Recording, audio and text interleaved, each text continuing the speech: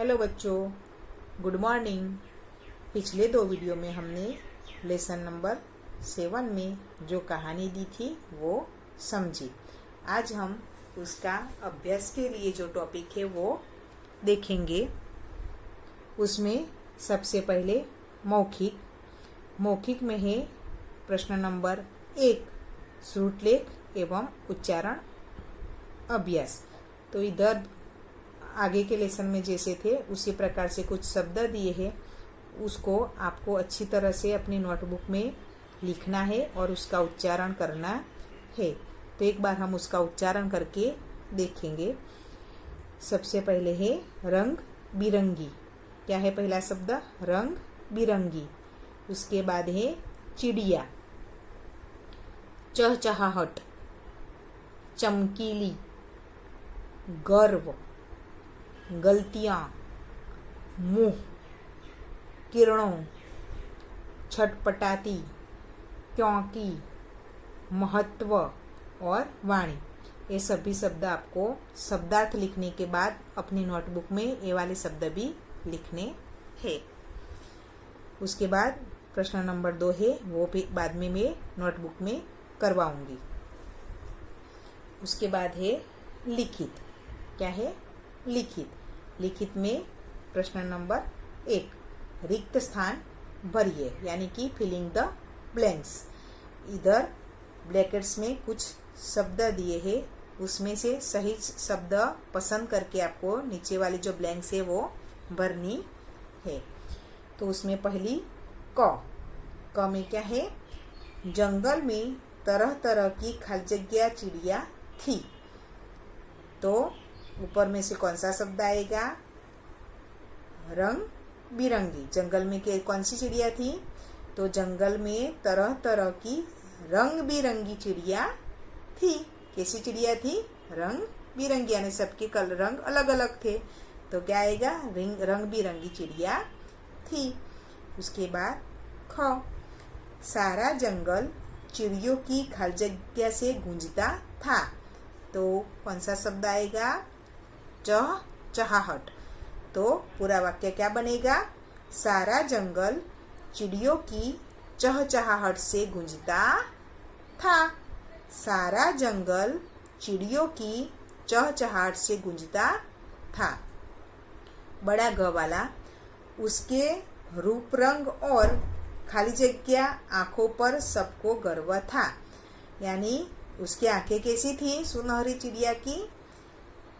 क्या आएगा? ये वाला शब्द चमकीली आएगा। तो क्या बनेगा पूरा वाक्य?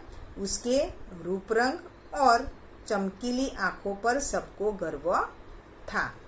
पीछे देखिए, पीछे भी आगे है ग वाला, बड़ा ग वाला, खालजग्या किसी से सीधे मुंह बात न करती थी। तो कौन नहीं बात करता था सीधे मुंह? सोनल। उसका सोनल नाम दिया था ना पहले। तो सोनल किसी से सीधे मुंह बात न करती थी। उसके बाद अंग वाला, सूरज की गर्मी से सोनल का खालजग्या शरीर झुलस गया। तो उसका शरीर कैसा था? सुनहरा। तो कौन सा शरीर झुलस गया? सुनहरा आएगा ब्लैंक्स में शब्द। तो क्या बनेगा पूरा वाक्य? सूरज की गर्मी से सोनल का सुनहरा शरीर झुलस गया। च वाला, रोती, चीखती, चिल्लाती, दर्द से खालजग्या व नीचे गिर पड़ी। तो क्या आएगा? छटपटाती। छटपटाती। तो पूरा वाक्य क्या बनेगा? रोती, चीखती, चिल्लाती, दर्द से छटपटाती व नीचे गिर पड़ी। तो अब ये सभी ब्लैंक्स आपको अपनी किताब में भी भरनी है।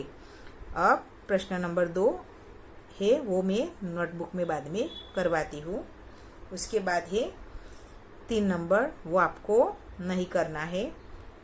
इसके बाद है भाषा ज्ञान। उसमें प्रश्न नंबर 1 पर है, पढ़िए और समझिए। तो इधर कुछ वाक्य दिए हैं, वो आपको पढ़ने हैं और समझने हैं। तो हम देखते हैं वो। सुनहरी चिड़िया अपने सुनहरे पंख फैलाकर उड़ती थी। सब जानवर उसे प्यार करते थे। सोनल लंबी उड़ान भरा करती थी।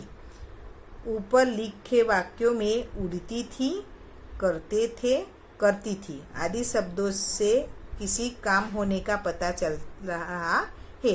यानी ये लाल रंग से जो शब्द दिए हैं, जैसे कि उड़ती थी, करते थे, करती थी, ये सब दिए है ना शब्द। इस शब्दों से हमें क्या पता चलता है? किसी काम होने का, यानी क्या काम हो रहा है। जैसे कि पंख फैलाकर उड़ती थी, तो क्या काम कर रहा है? उड़ने का काम।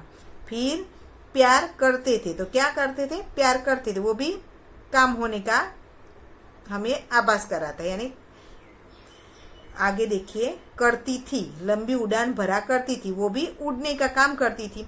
ये सभी शब्द हमें काम होने का पता चल रहा है इसको पढ़कर हमें। तो इधर उसके अनुसंधान में इधर कुछ दिया है, जिन शब्दों से किसी काम का करना या होना प्रकट हो उसे क्रिया शब्द कहते हैं। ये सभी शब्द क्या है? क्रिया शब्द है। जैसे कि उड़ती थी, करते थे, करती थी, तो ये सभी शब्द क्या है? क्रिया शब्द है। तो क्योंकि उससे क्या होता है?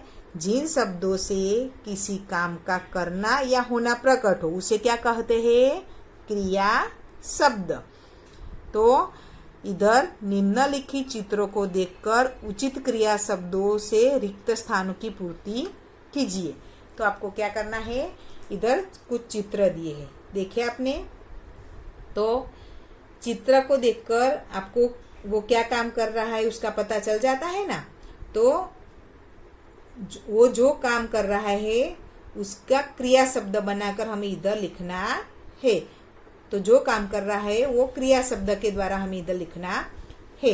जैसे कि क, रवि गाना खाली जगह रहा है। तो एक रवि है, क्या कर रहा है? माइक में गाना गा रहा है। क्या कर रहा है? गा रहा है। तो इधर कौन सा शब्द लिखेंगे? गा। तो क्या बनेगा? रवि गाना गा रहा है, क्योंकि गाना गाने का काम कर रहा है, तो गा रहा है। गा क्या है? क्रिया शब्द है। तो हमें ये इधर गा लिखना है, क्योंकि ये गाने की जो क्रिया कर रहा है वो बताता है, ये क्रिया शब्द है। उसके बाद ख वाला, प्रियंका खाना खाली जगह रही है। तो प्रियंका क्या कर रही है? खाना बना रही है, खा रही है। तो खाना खा रही है, तो कौन सी क्रिया कर रही है? वो खाने की। तो कौन सा क्रिया शब्द आएगा? खा। तो क्या बनेगा? प्रियंका खाना खा रही है। उसके बाद है छोटा ग वाला, अमन पानी खाली जगह रहा है। तो अमन पानी क्या कर रहा है? भर रहा है, पी रहा है। क्या कर रहा है? पानी पी रहा है। तो क्रिया शब्द कौन सा होगा? पी। तो इधर हमें क्या लिखेंगे? पी। तो क्या बनेगा वाक्य? अमन पानी पी रहा है। अब बड़ा ग वाला, माँ खाना बना रही है। क्या कर इधर क्या कर रही है माँ? चित्र में देखिए, खाना बना रही है। तो इधर क्रिया शब्द क्या बनेगा? बना। तो पूरा वाक्य क्या बना? माँ खाना बना रही है। उसके बाद ये वाला चित्र देखिए, क्या कर रहे हैं पिताजी? क्या पढ़ रहे हैं? ये क्या है? अखबार। क्या कर रहे हैं? वो पढ़ रहे हैं। तो कौन सी क्रिया है? पढ़ने की। तो हम क्या लिखेंगे? पढ़। तो क्या बनेगा? पिताजी अखबार पढ़ रहे हैं। समझ में आ गया? तो ये गा है, खा, पी, बना, पढ़, ये क्रिया शब्द कहलाते हैं। जो हम क्रिया कर रहे हैं उसको बताते हैं या प्रकट करते हो, तो उसको उस शब्दों को क्रिया शब्द कहते हैं। समझ में आ गया बच्चों? अब प्रश्न नंबर 2, उसमें है नीचे दिए गए शब्दों के पर्यायवाची शब्द लिखिए। शब्दार्थ होते हैं ना, उसमें भी पर्यायवाची शब्द ही आते हैं। तो पर्यायवाची शब्द यानी समानार्थी शब्द। तो इधर हमें 2 शब्द दिए हुए हैं, उसका तीसरा पर्यायवाची शब्द लिखना है। इधर कुछ एग्जाम्पल दिए हैं, वो पहले देखते हैं। विश्व, संसार। विश्व और संसार दोनों का मतलब एक ही हो। समानार्थी शब्द का मतलब ये होता है कि सभी का अर्थ एक ही होता है। जैसे कि विश्व, संसार, और ऐसा ही दूसरा अर्थ होता है। वैसा शब्द कौन सा है? जगत। विश्व, संसार, तो उसका समानार्थी शब्द दिया है जगत। जगत का लिखे तो संसार लिख सकते हैं। एक दूसरे के समानार्थी शब्द कहलाते हैं। उसके बाद पथ, रास्ता, उसका समानार्थी शब्द है मार्ग। पथ, रास्ता, मार्ग। तो हमें आगे के लिखने हैं, जैसे कि पानी, जल। तो पानी और जल को दूसरा क्या नाम दे सकते हैं हम? नीर। पानी और जल को हम नीर भी कहते हैं। तो उसका पर्यायवाची शब्द हुआ नीर। पानी, जल, नीर। उसके बाद आकाश, आसमान, फिर उसका समानार्थी शब्द पर्यायवाची शब्द हुआ नभ। दूसरा भी है गगन, आगे हमने देखा ना। तो एक शब्द के कई पर्यायवाची शब्द, एक से ज्यादा भी पर्यायवाची शब्द हो सकते हैं। तो आकाश, आसमान, नभ, गगन सभी का अर्थ एक ही होता है। हंसी, हंसी का कह कहा भी कहते हैं उसको। जब हम हंसते हैं ना उसको कह कहा भी कहते हैं और ठहाका भी कहते हैं। ये उसके समानार्थी शब्द यानी पर्यायवाची शब्द है। हंसी, कह कहा, ठहाका। वायु, हवा, पवन। वायु, हवा, पवन। फिर बच्चा, बालक, लड़का। लड़का को बालक बोल सकते हैं, बालक को लड़का बोल सकते हैं, बच्चा बोल सकते हैं, बच्चा बालक को बच्चा भी बोल सकते हैं, बच्चा को बाल। ये सभी पर्यायवाची शब्द है। फिर नेत्र, आंख, चक्षु। नेत्र का अर्थ भी वही है, आंख का अर्थ भी वही है और चक्षु का भी अर्थ वही है। वो नेत्र, आंख, चक्षु समझ में आ गया। पानी, जल, नीर, आकाश, आसमान, नभ, हंसी, कहकहा, ठहाका, वायु, हवा, पवन, बच्चा, बालक, लड़का, नेत्र, आंख, चक्षु। समझ में आ गया बच्चों? अब आगे का हम दूसरे वीडियो में देखेंगे।